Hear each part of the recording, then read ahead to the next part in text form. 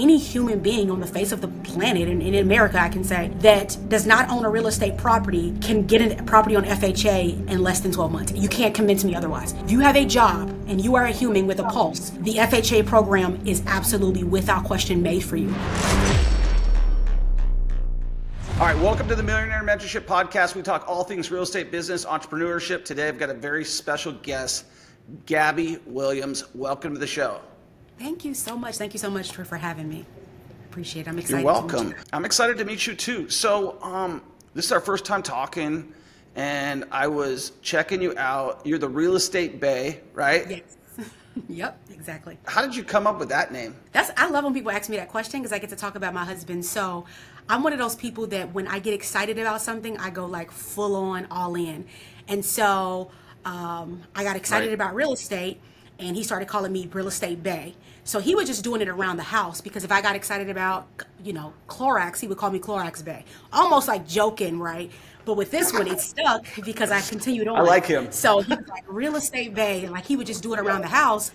And I just changed my social media handle to Real Estate Bae, and it's been like that for the last 3 or so years. So that's my street name. Cool, I like it. I don't have a street name. I need one. I used to have in high school. They used to call me Cool Baby K. But since then, I've been lacking. I've been called like Troy Lito. I've been called a lot of names, but I think that means you're doing something right. So, Gabby, are you from St. Louis? I am not. So I'm originally from Chicago. Yep. So I've been in St. Louis for about 9 to 10 years. Okay. So tell us about your story. Currently, where you're at right now, and how did you get to where you're at? So my whole story. So I like to, when I'm talking about real estate, I like to look at things in the perspective of real estate so people can know where I come from. So I'm a Section 8 kid, Troy. Not only just like Section 8 food stamps, but I was like homeless shelters, like literally my whole life even through high school. And so living in Chicago. I get goosebumps when you say that. I get goosebumps. That's awesome. Yeah. So I just like telling people where I come from. We don't come from money in any way. And it's not me trying to portray a hard knock life. It's just so important for us to be honest. And so coming from homeless shelters, even throughout high school, coming from Section 8 kid, in and out of Section 8 homeless shelters, I had a relationship with real estate where I never even thought it was attainable to me. I didn't even think about it. I just always thought Section 8 landlords were the people that I should be afraid of when they came by the house and didn't say they were coming. So that's my relationship since I was a kid with real estate. It was just a place to live, and you just kind of made it. You just made it through. It was probably when when I turned probably about 26, 27, when I started being interested in business, but I didn't have like an idea. I just always thought, man, business would be so cool for me to get into. People say I talk well, so that's the thing, right? Like being able to orator. So I thought, okay, maybe I can do several things. I tried writing, I tried inventing various things and launching various products, and nothing stuck. But what happened to me in 2019, I was actually on the hospital bed with my son. We had just conceived my son. Everything was going normal. I don't know if you have children, but everything was going normal in 2019. I do, yeah. And they hand you the baby. They say, okay, congratulations, Mom. So they handed me my son. They rolled me out of the operating room. Everything is normal, and my son just stops breathing right there in the room. And so my husband goes, I think he's not breathing. Wow. And I say, yeah, he's breathing. Everything's fine. He's just small. He's 7 pounds. And then he said again, I don't think he's breathing. And I remember picking up my son's arm and his arm just falling way too light. Usually there's some resistance. And I said, go get the doctors. Right. And they come running in. I thought they would have thought it was just like, oh, Dad being overly cautious. The lights in the hospital, from him saying he's not breathing, every light in the hospital turned, I believe, the color green. And they just started going, wow. And every doctor and nurse ran in. They snatched him, and he was gone. He was dead. And so they put my son on the table to bring him back. They're doing CPR. They're doing, whatever they can do on an infant. I can't see them. The nurse grabs my hand, Troy, and she says, Mom, we got him back. And I thought, we got him back. Where did he go?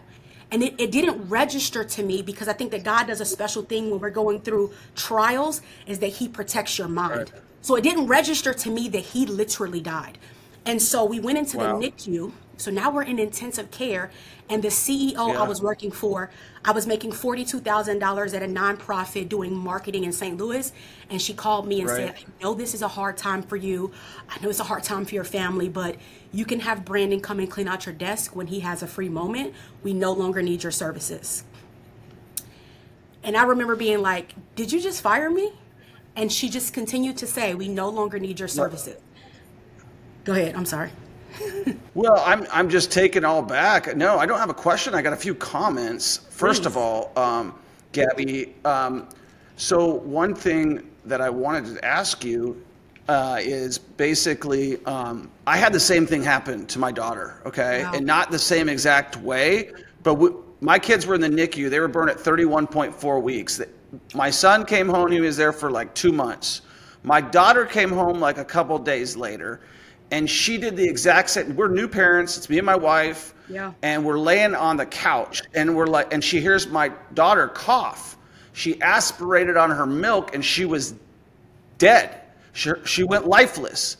And we actually had to call, we're doing the CPR, we're calling the police, we're doing everything, the flicking of the foot, they tell you right before you take out. I know if you went to the NICU, they taught you how to get that whole thing out. And so literally we're watching, I'm like, holy crap, like what is going on here right now?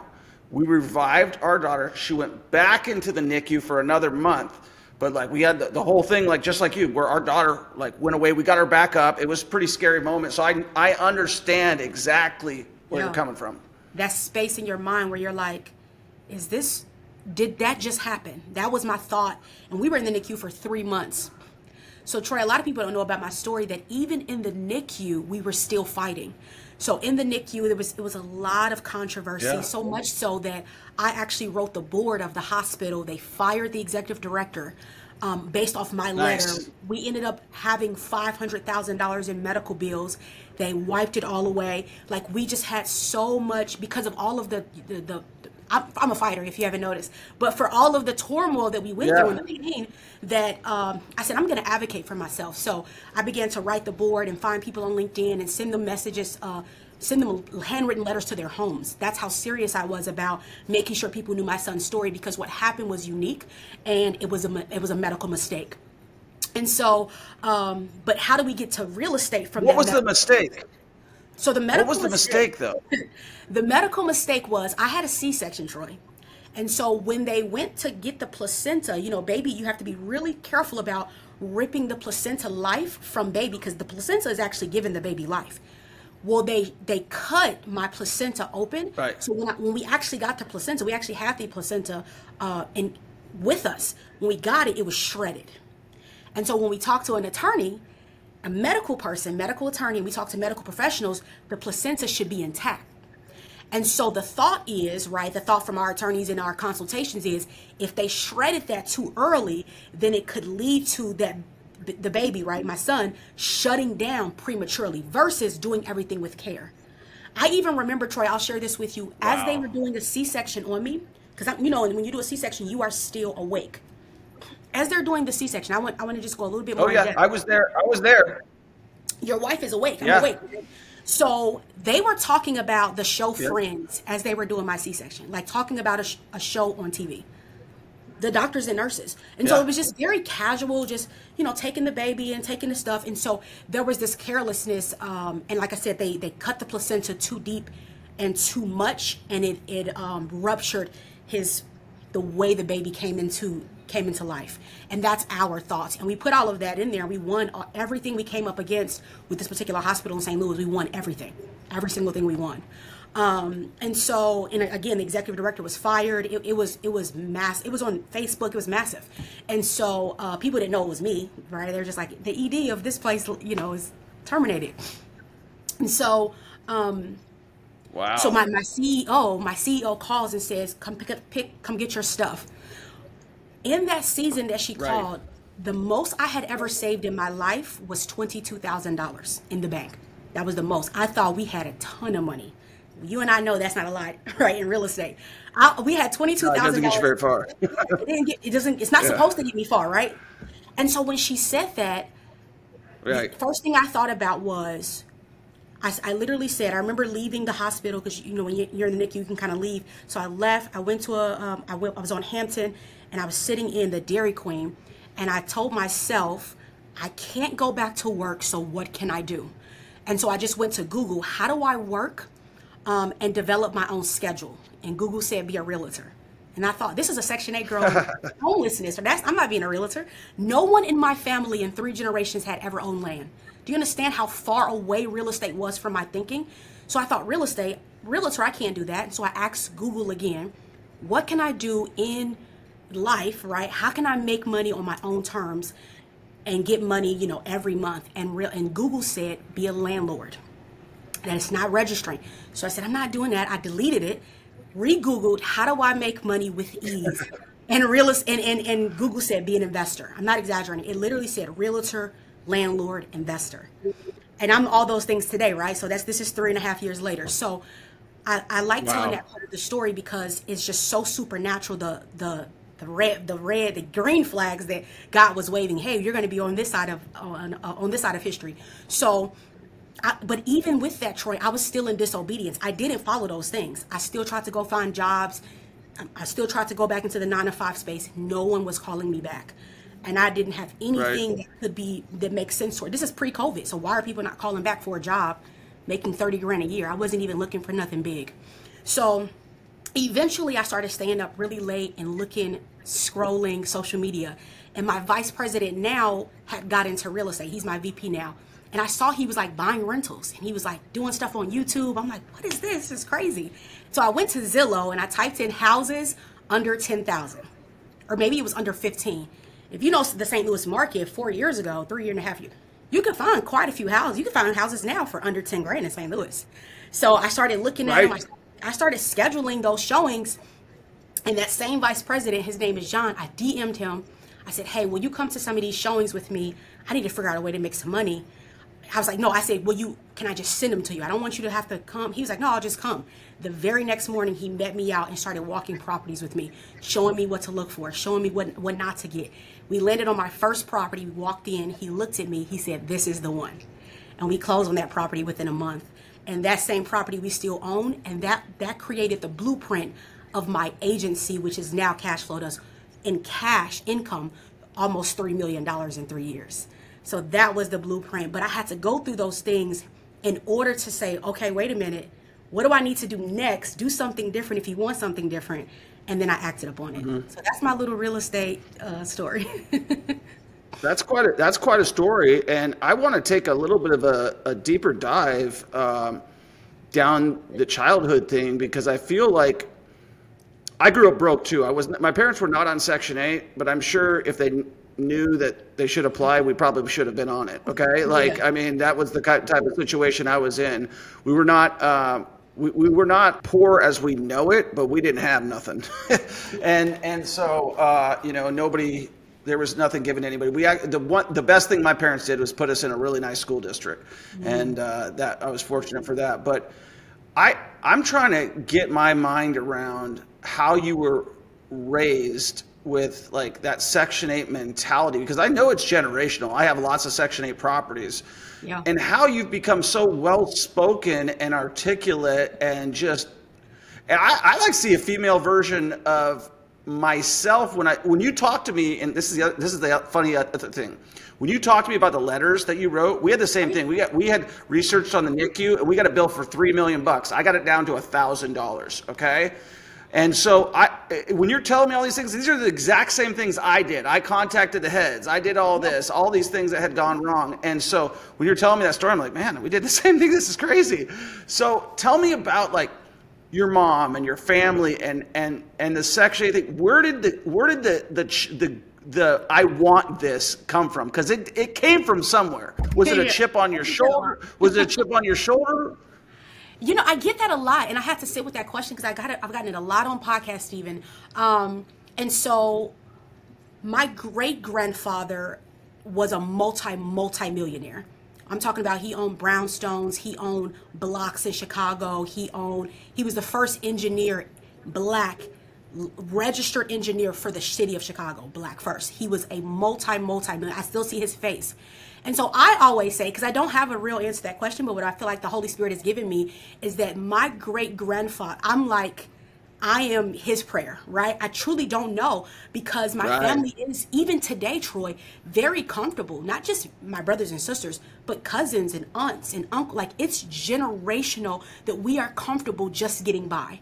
And so the other thing that I'll say, so that's in my blood. My grandfather, somebody be able to build something out of nothing. When he died, he died 25 years ago.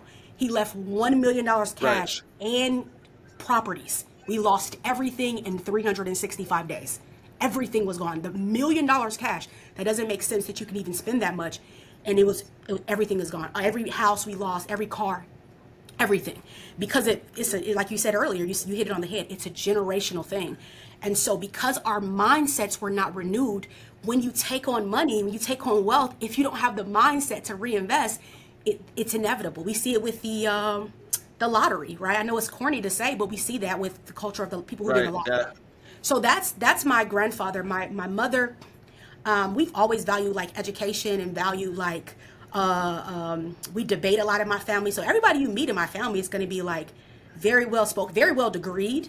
It doesn't negate the fact that they're on Section 8. Like that's just what it is. I'm not even. That's nuts. Most people I know on Section 8 don't have degrees, aren't well spoken.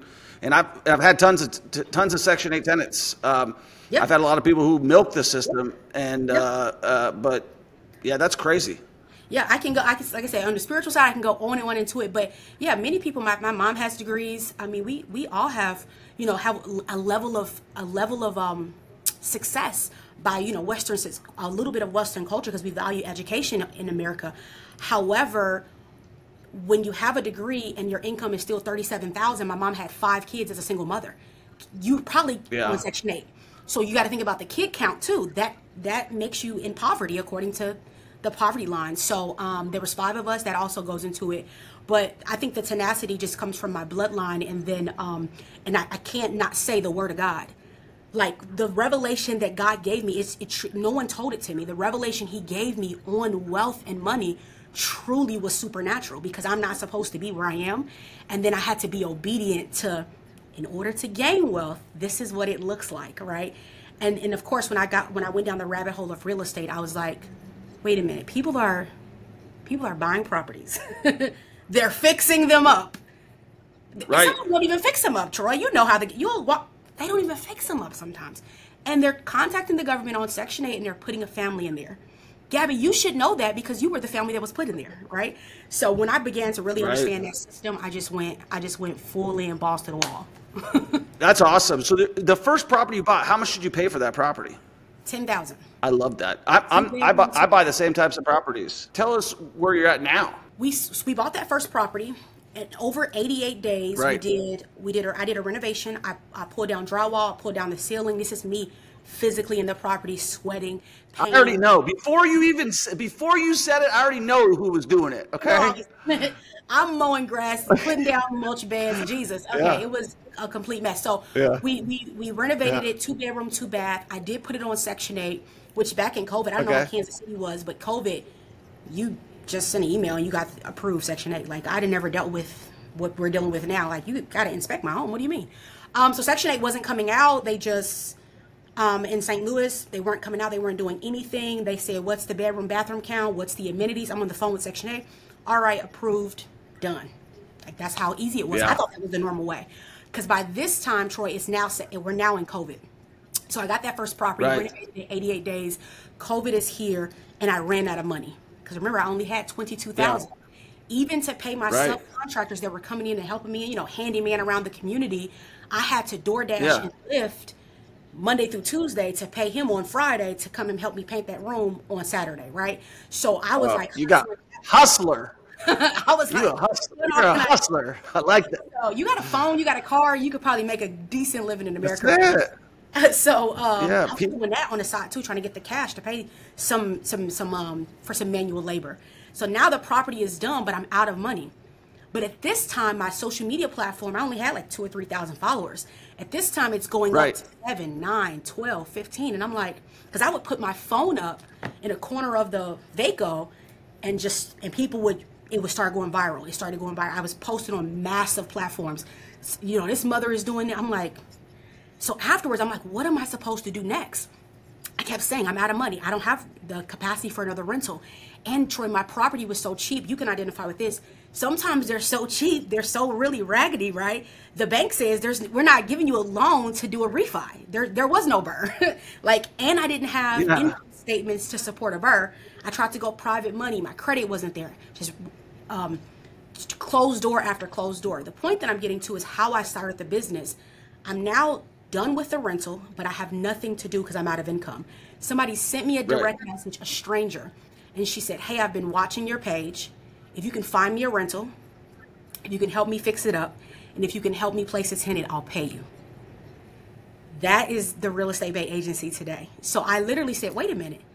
And I said, so I Googled that, companies that help people find a rental, fix it. I couldn't. Then I figured out the name was Turnkey Company, St. Louis, Missouri, St. Louis County.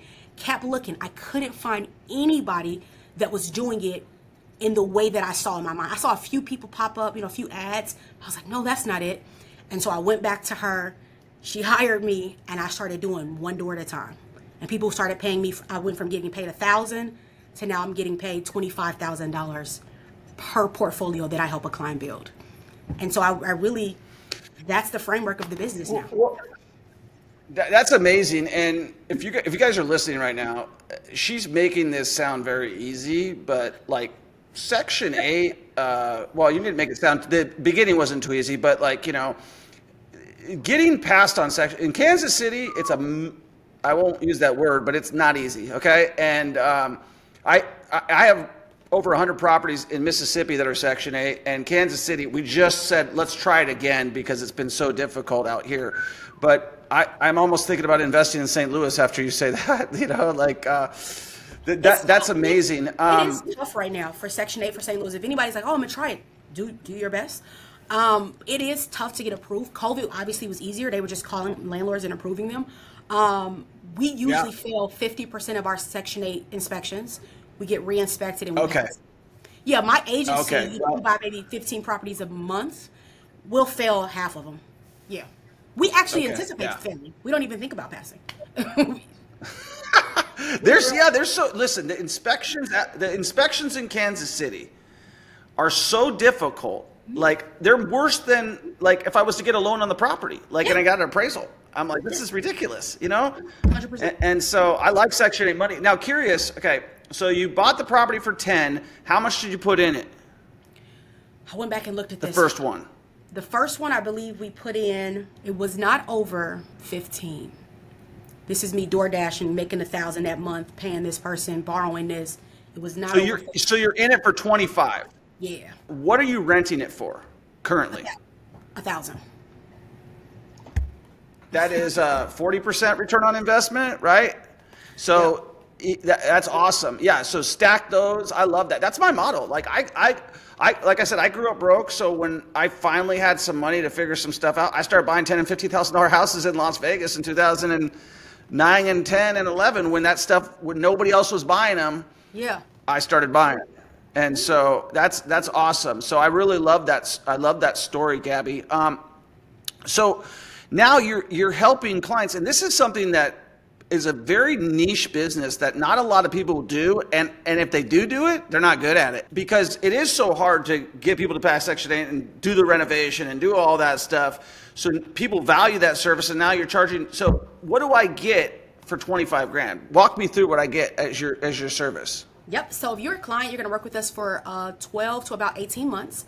So the first thing is that time frame. We usually like clients in that threshold that have 100,000 or more liquid. So we really like the 200-ish, but 100,000 or more liquid for that program. And we're going to do everything for you. The very first thing we're going to do is goal set. what are Troy's goals? A lot of people answer that question Right. in quantity and cash, but I want to know what's his history in real estate? How many times have he tried this? What mastermind coaching programs? Because all the trauma and the good things you're going to bring to me, and we're in a marriage for a year and a half. Can't have that. So I got to have you healed. So we go through Right. goals from a monetary standpoint and a mindset standpoint. And then we say, okay, Troy is in a good place mentally. He wants 4 doors. If we do good on the 4, he's going to buy 6. And this is what the portfolio needs to perform like month over month. And then from there, we ask Troy, do you want to go after this in package deals? Can we close you 3 or 4 at a time? Or do you want to do onesies and walk it down? Troy tells me how he wants this to live out. Send me both, maybe he says. So now we have our goals. Now we have our shopping strategy. Are we buying packages? Are we negotiating? Is Troy buying all cash? What lenders have we set him up with? So we have lenders in our program. We have about 10 lenders, Nice. anything from private to the regular guys at the bank. And so we match Troy with a lending partner. You get on the phone with that lending partner. You usually get a pre-approval from my guys in a day. So they respect the volume of business we send them. So they move really fast for agency clients. Now you're approved, and we have that liquid capital. And now we're shopping both on market and off market to start buying you whether 1 or 2 at a time or full packages. Once we buy the property, Troy told me in the beginning when we goal set it with him, hey, Gabby, I want to do renovations on all my doors. And so every door, we have a renovation budget that we already set out. We match the door with the purchase price and renovation budget we set out in step 1. So we do like a little property matchmaker. And then we say, okay, Troy, this property at 123 Smith Street, they want $45,000, is looking like a $20,000 renovation. We think we can get them down to $39,000 based on these things. Do you want to walk this down? Troy says yes. We go under contract. I would say the average client with us saves about $9,000 in negotiations on every house purchased. That's another thing that's extremely attractive about our program. Yes, you paid me $24,000 in the beginning, but we're going to probably make the majority, if not all of that back. So we're going under contract over and over again, and we're doing the renovations for you. Every week, we upload pictures to you and video of the progress into a client customized portal, so you're seeing where your money is going.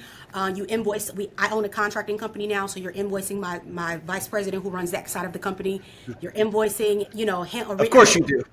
I was like, I'm tired of paying these guys. You know how it is. This is crazy. I need people on payroll, right? So we started buying subcontractors out, and then they work for us full time. And so that's really the train. And then we placed a tenant. We have a tenant plate leasing department as well right here next to me in office in St. Louis. And so she leased it. We try to lease your properties at the 75% completion mark. So we'll take a picture of the front of the house. Coming soon. Right. Here are the amenities, right? Here's fresh floor, fresh paint, stainless steel appliances, Section 8, ready or whatever. And so we start getting applicants even before we finish breaking ground. And then we begin to screen tenants. It will take us about, even as you know, probably with Section 8, it could take weeks to find a tenant that you want. So, and then that's the key. That's the key right there. The one that you want, because there are great. That's the thing let's talk about that a little bit. That's one thing that people, whenever you talk Section 8, people have a negative connotation. Oh, these are dirtbags. Oh, they're like, it's guaranteed rent from the government. Yes. Screen the tenant exactly how you would screen a normal tenant. That's it. And if you walk up to their car and there's a bunch of garbage in their car, it's probably going to be in your house too. Exactly. And if they keep moving every year, there's probably a reason why. Yep, we look at all of those things. So we do 5 points on the credit. We call their jobs. Have you? What? Go ahead, please. Yeah. So it's funny. So when I first got into real estate, and I've been in it for a long time now. I'm 46, or I'll be 46 at the end of this year.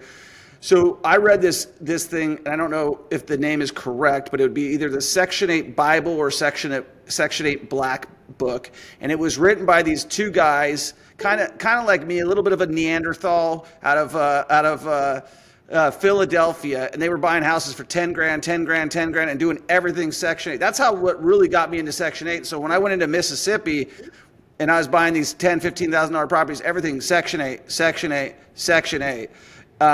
It's the interesting thing about Vegas is, so when I started, I was in Vegas, right?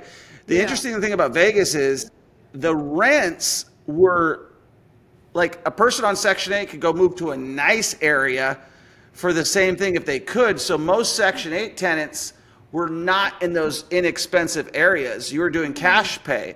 But in the Midwest, it's completely different. Now I'm in the Midwest. Now I'm in Missouri like you. I'm in Kansas City. And so it's completely different. In Mississippi, it's the same thing. You can buy those very inexpensive properties, $20,000, $30,000, $40,000, $50,000, and you're getting ridiculous rents on them. So it's a great program. The one thing that I learned in that book that I would like to share with you, I'm sure you know of a lot of this already, but the biggest thing that they always talked about was elimination.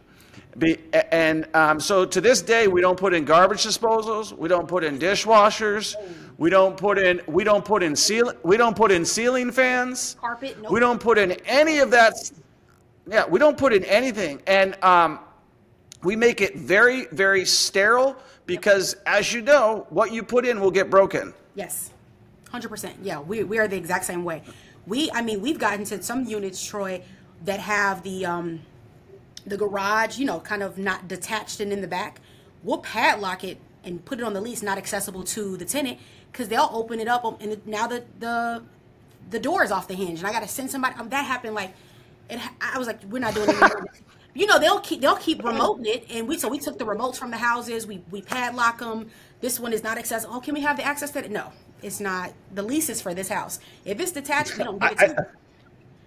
I have a property. I didn't even put a garage door on one property. I was like, I asked my property manager. I was like, should I put a garage door on this? He's like, I don't think you need to. I'm like, it looks like a carport now. Okay, let's do it. Yeah. Yep. So those garage doors, my God. So no, I'm right there with you. It's the least amount of times I have to go in and create overhead. Keep spending cash, but we're sure we don't do that. Yep. So I've got a really interesting question for you, because this is something, Gabby, that I get a ton of hate on. When we talk about stuff like this, and I'm talking about it, and we post a video like that, and I say, I don't put this in, and I don't put that in, people are like, you're a slumlord, you're this, you're that, you're the other thing. Now, coming from the side, and I'm like, dude, listen, we are affordable, we're clean, we're safe, we put ample lighting, we go the extra difference on other things that are important that we feel for safety, for security, that thing. As somebody who grew up on Section 8, what do you think about, you're doing it the same way I do it. What do you think about that, coming from the other side? I think you're the most appropriate person to speak about this subject. Yeah, no, that's a really good question. Coming from my background, one of the things I can tell you is that as a kid, so I'm 12 to 17 now, I remember, Troy, landlords moving us into properties that were not clean. And so we call it the Bayway. One of our Bayway standards is that your property is professionally clean before you move in as a tenant. That's number one. The other thing I remember as a kid, love that. The Bayway. The other thing I remember as a kid is moving in and out of Section 8 properties, and there were no blinds. And so we had to use sheets. And so every property placed by me will have very nice blinds. Just my own childhood. I'm like, I can't do it. Put the blinds up. So we do have a standard because of what I went through. And we also inherit a lot of Section 8 families. So we'll buy a house with a tenant in place Section 8. When we walk those properties, we walk with a pencil and pad in hand. We sit on the couches. You want some Kool-Aid? Yes, I do, actually, right? So I'm sitting with pencil and pad in hand and saying, tell me everything in this property that is completely crazy. This is another negotiation tool we use. We're taking notes, and then I look at Mama and I say, Mama, if I can get you to stay, because I'm looking around, I don't mind how we living, right? If I can get you to, some people we have to let them leave. I need two things for this list. Two things on this list that will get you to stay with me if I were to inherit this property. And she's like, if you could just fix the deck in the back, my baby keep falling, circle deck in the back. And then the gutter keep, in the front, they don't, circle gutter in the front. I got you. So I say, Mama, I'm going to buy this property. I'm going to close on it in a week. My team is going to come out here and we're going to take care of those two things. Are we in agreement that XYZ, you're going to stay? Or, sometimes one time in the history of me doing this, mighty left. But for the most part, they're like first of all, they're blown away that I'm a black woman taking care of them. That's just like, wait a minute, what happened to that white man? Where did he go? Right? And I'm like, I don't know. I'm going to buy this house. I want to talk about that. Yeah, go ahead. You're a black woman, so there might be a lot of men are primarily in real estate, and there's probably more white men than there are anything. And I'm not trying to get into a race thing, but what I think it's important to point out that you are somebody who's probably not represented very highly in this space. There's not a lot of black female property owners, and I'm not trying to say that to get any sort of attention. I'm just saying that, like, you are the minority in that sense. Right. So I'm sure that surprises a lot of people, but it also, being that you have that background, you are able to build a lot of rapport. Oh yes, my rapport is chef's kiss. People trust me, just, especially the tenant, right? Because one thing I tell my clients is, though, even though we want the cash, understand we're building communities and we're taking care of people by default. Like, I'm going to get you your little bag, but but all clients, clients buy hundreds of houses with us. Guess who they think owns the houses? Gabby. They don't know Steve from Chicago and Rick from Atlanta. They don't know those guys. And so we try to come into it with the standard, but you're exactly right. Because of my background, because of my ability to relate with the families, I literally see myself. I remember one house I was walking, I had to walk outside because I was like, they knew we were coming. And I remember this in my childhood, Troy. They knew we were coming, and they cleaned the house using Fabuloso. Fabuloso, I love that stuff. Zinc stick. And so when I walked in, I remember my mom, like, the landlord is coming clean the house. And so when I walked in, I saw the two teenage daughters, and they looked like me and my sister. I had to walk out and cry because they were cleaning, and they looked up, and they was like, and they looked at me, and I had a white, inspector with me, and I said, hey, just so you know, I'm gonna be the one, because I wanted them to, like, not be nervous, and they were so nervous. They were scrubbing the walls, sweeping. I mean, they were losing their mind. And I said, you can relax. The house looks great, by the way. And I smelled the Fabuloso, and I remembered my mom doing that so we didn't get kicked off Section 8. And I had to walk outside and cry. I said, oh my gosh, the culture of that, right? But I'm able to build rapport with it's gone full circle for you. It's gone full circle for you. Full circle. So I love the position that I'm in and what we get to do, because I know I'm going to do it with integrity. I'm in agreement with you. You have to eliminate, those things in your property. I just don't want my client calling me in 6 months because a dishwasher went out 30 times. I just don't care about it that much. The question we ask every time we place tenant is it livable and safe? That's our question. We didn't say, does it have a dishwasher? And does it have, I don't know what else, we've taken out of our carpet. We don't put carpet in ours. We don't put dishwashers. We don't put garbage disposals. I'm trying to think. There's a lot of other things we don't use. Ceiling fans are one of mine. I've never considered that. We don't have any. I don't even know if I have any. Here's why, and this is why I'll tell you, is if you look at a ceiling fan, there's, 5 blades, right? Yeah. There's usually 3 to 4 lights, and all of those things, as we know, somebody changes one of those, that's something, they're going to lose a bolt, that's going to go wrong. And then if there is a ceiling fan in there, they're going to expect that ceiling fan to come back. So what we do is we use, for lack of a better word, boob lights, the flush mount lights. Yep. Yeah, something that has one light bulb that's easy to change, that if they mess it up, no big deal. It's $12 versus $100 fan that, is going to break, going to have all sorts, and has 3 different light bulbs, and has 3 different components, and has all these other settings, and now it's on Bluetooth and Wi-Fi, and got a remote, and I lost the remote, and all this other crap. So yeah. No, that's real. So I will say we never put ceiling fans in, but if we inherit a ceiling fan, I don't think the guys take it down. I think they just leave it. I can ask. I'm like, if we inherit a ceiling fan, they probably leave it. But that's funny. You make a good point. They do come with remotes and clap on, and the tenant's gonna call you and be like, hey, this remote's not working. You called me because the remote's not right. So that's I think we're on the same page. But I agree with you. The rapport I'm able to build is incredibly unique, and I think that it speaks to the success that we've had on behalf of clients. Now are you with your family? Okay, I feel like we have a very similar story. I'm the one in my family, and the funny thing about me, I don't know what your childhood was, but I was the kid getting in trouble a lot. Okay, and my parents were like talking about holding me back. I got a 1.8 GPA in middle school, but I was always hardworking, and I always was very ethical, high integrity, but I didn't like school, and so when when I got into things, I really was like, okay, whatever. And as things started progressing, my sisters, who were kind of like my parents, like, these guys are really doing the things the right way, and Troy was getting in trouble in school and all this other thing. Now I'm the one with the children, the success, the family, and everything else. And now my family looks to me for advice and for leadership and for guidance. And I am sure that people are watching you. And we know they are on social media. You got a ton of followers. But your family, and the funny thing about this is I've had family members who've known I've been doing stuff for years and years and years, but they didn't realize it until I put it on social media that I'm actually really good at it and stuff like that. And so Gabby, are you having an influence in your family? Are people trying to gravitate towards you now and learn what you know, seeing all the success that you're having, Gabby? You know what's, I guess maybe yes and no.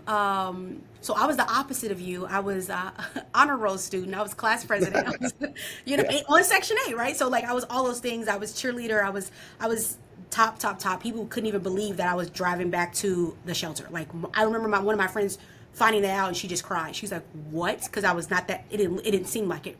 And so I didn't have any problems there. But in terms of my family now, I would say my brother is my field manager. My husband is my director of properties. My sister is one of my cleaners, because we clean all of our properties, of course. And and my uncle is one of my lead contractors. So we have integrated our family a lot into the business, and it has been phenomenal. Like I can't, the idea that people say, don't hire your family, I can't even imagine being able to build this without my family. It's completely impossible. So, the thing that I think is not happening is that no one in my family is like really buying real estate, right? No one is buying real estate. No one's going down that path. Do I think people are watching me? It's without question. One generational curse that we were able to break, Troy, after I bought my first property, I was like, this is way too easy. I need to help more people do this. And I called my mom. I said, can I help you buy a property? She said, no, I'm not doing it. I'm 50. I've always rented. I'm going to always rent. That dream is over. And I said, if I can do it in 30 days, will you let me?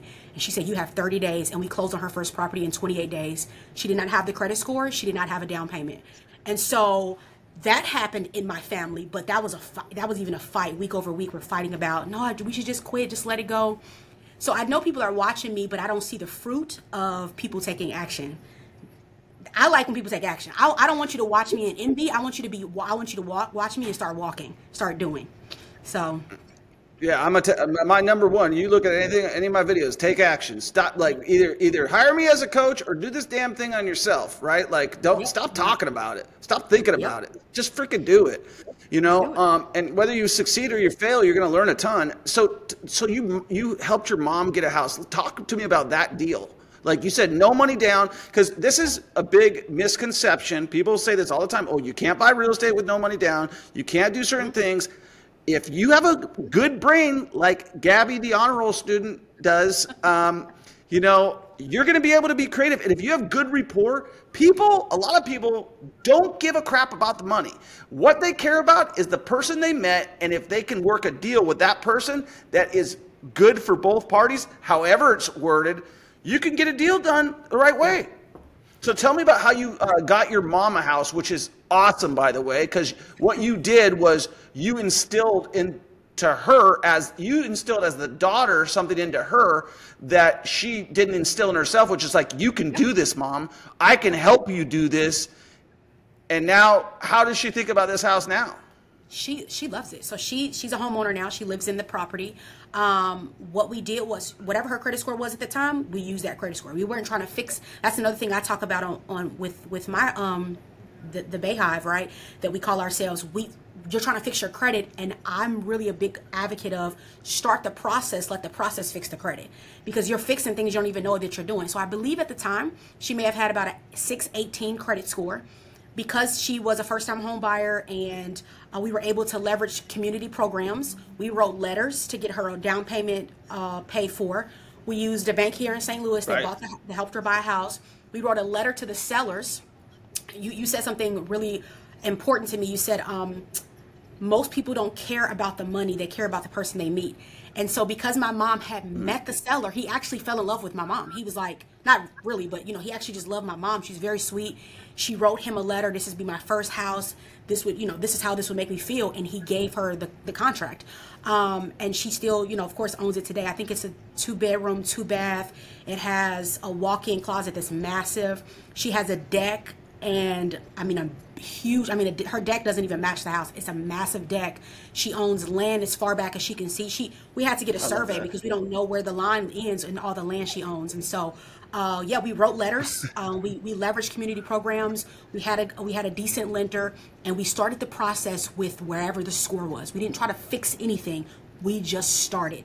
And we closed in 28 days. You are one determined woman, Gabby. I like that about you. You are going to go wherever you want to go, and you're just taking everybody along the ride.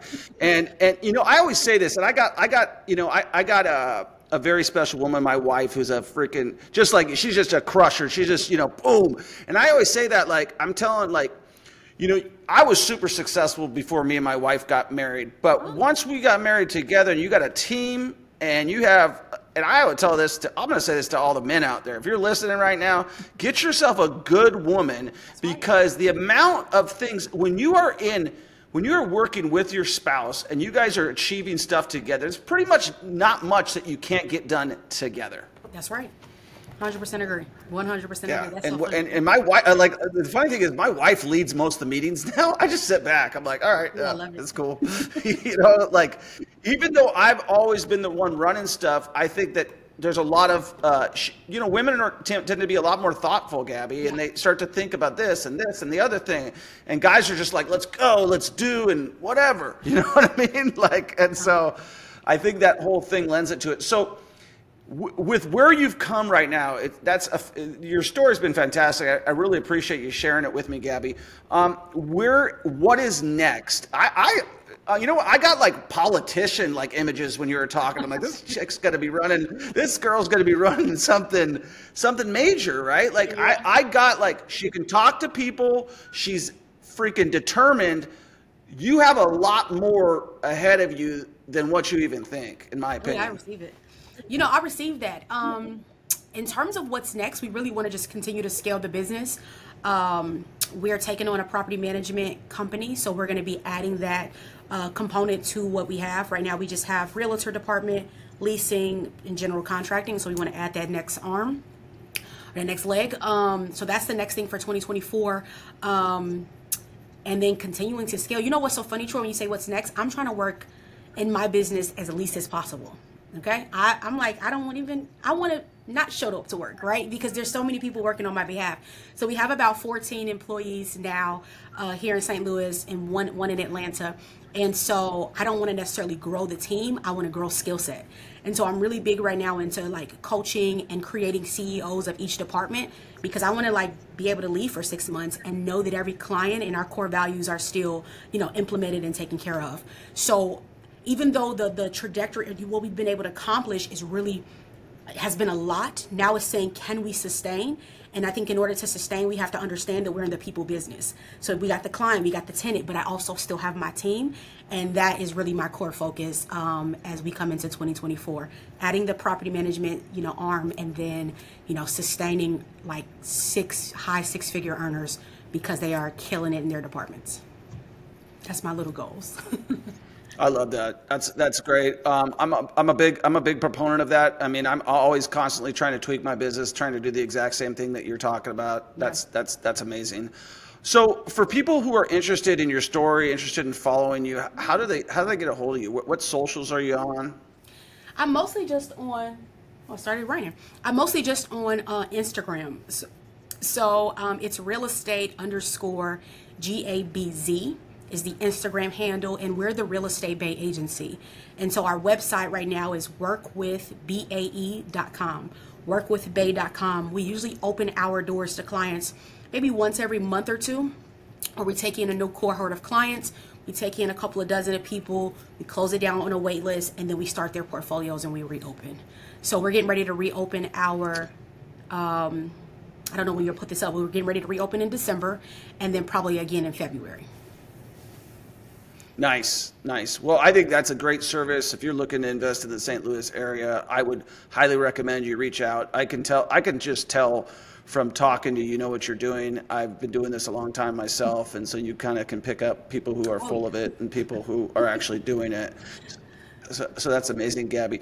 I really appreciate you coming on and sharing your story. I would have like just a couple follow-up questions, and this is more about the people who are listening right now, the people who are trying to get ahead. Maybe they're like, you know, one of the biggest, how do I start, right? And like you just started, you told me 3 or 4 years ago, and you're got 14 employees, you got a ton of real estate, you're charging $25,000 up front, I'm guessing. I mean, you got a good business and you're on your way to a lot of things. What would you tell those people who say, I can't do it? And they're saying I can't buy their first property. They can't buy their. Yeah, they're just saying, like, whatever it is. What they're saying, I can't get ahead. I can't get a property. I can't do this. I wasn't born with a silver spoon in my mouth. I didn't grow up this way. They have all these excuses, these limiting beliefs. What would you tell them? Yeah, so in terms of, you said the first word I was going to say, the first thing you have to tackle is your belief. And I think that there's actually 2 things that I believe regarding belief that could help you. The first one is, it is selfish of you to only think of yourself when you are thinking about your future. It's completely 100%, it's disgusting actually, and quite selfish. You should be so radically enthralled with your children, your family, and your name and legacy that you say, I'm going to do it anyway. When you can sit back and say, well, I just can't, it's a selfish thought, and it's really self-defeating as well. And so the first thing you should be able to try to do is shed that. How do you shed that? With what you consume, what you listen to, what you're doing with your time. You have to replace old thoughts and renew your mind. Once the mind is renewed, you're going to start having very creative, because no space is being taken up, ways for you to start. Specifically in real estate, any human being on the face of the planet, and in America, I can say, that does not own a real estate property can get a property on FHA in less than 12 months. You can't convince me otherwise. If you have a job and you are a human with a pulse, the FHA program is absolutely without question made for you. Now you say, let me research the FHA program. And I always tell people that are looking to start, you're looking to interview 10 lenders. The reason why I make it 10 is because oftentimes people in this space give up too quickly. So you're going to get a lot of no's because the credit score is probably not there. And so we need to interview 10 lenders, and we're looking for mortgage consultants that will help us get this first property. You're looking for somebody that prides themselves in first-time home buyers who have hurdles in front of them. Because most of the time it's just mindset and a little bit of credit. Once you find the right mortgage consultant, everything from there, they're going to put the programs in front of you and the realtor in front of you and the inspectors in front of you. They're going to already have the system that you're thinking you have to go and build. But before we can start doing that and partnering you with crazy, amazing people, you have to tackle those limiting beliefs and that mindset that causes you to be stuck year over year. If you are a human being, again, and you are in America, it is you cannot argue with me. You can own a property with the FHA program in 12 months or less. Absolutely, without question. So that is your path, but the first thing you have to do is deal with self. I agree 100%. Garbage in, garbage out. Like, I didn't read in high school at all, but the minute I found these books that were about self-improvement, I was all over them, and I just started trying to be a better version of myself, and still am working on that daily. And I think that's probably one of the best pieces of advice I've heard on this podcast, Gabby. So I really appreciate you sharing that with our audience. And guys, if you're listening right now, do us a favor, give us a 5-star review. Gabby has been dropping massive bombs on here. And most importantly, she's living freaking proof that anybody, regardless of their background, has no freaking excuses to not be the best version of themselves. That's right. So, make sure you give her a follow. Make sure you follow her journey. She's come from tough circumstances. And I'm not saying tough, like you very well spoken. You said you had a great childhood, but I'm saying it's hard to break that generational freaking curse. You know what I mean? If you grew up a one way, if you grew up a farmer, that's right. You're probably going to be a farmer, That's right. And so for you to go and break the mold just shows everybody else what's possible. And so I appreciate you guys listening to this podcast. Gabby, I appreciate you coming on this podcast. I would love to meet you in person. We're right down the road sometimes, so if we can do that, that would be great. I love it. Absolutely. We definitely will. I don't know when I'm in Kansas City. I feel like you'll come to the St. Louis market and check out some real estate. I'll take you to some of my hoods to show you some doors. And done. We'll get done. you some done. Yeah, I love that. Yeah. Done. I'm looking to buy apartment buildings out there though. I'm looking to buy some big. Yeah, we went there. Tell me. We were Yeah, we were there. I was looking at a parking garage out in Cincinnati to buy, and so we stopped in St. Louis to just spend the night. I like that ballpark area, right by Anheuser-Busch. Yep. That whole ballpark stadium. I really like that out there, and I think St. Louis has got it going. A lot of great people I know are living there and are big investors there. Andy Frisella's from there, and another guy I had on my podcast, Sam Prim, does a lot of big business out there. He's a pretty. You should link up with him. You'd like him a lot. Okay, cool. I'm at the right. He's a faster freedom guy, but.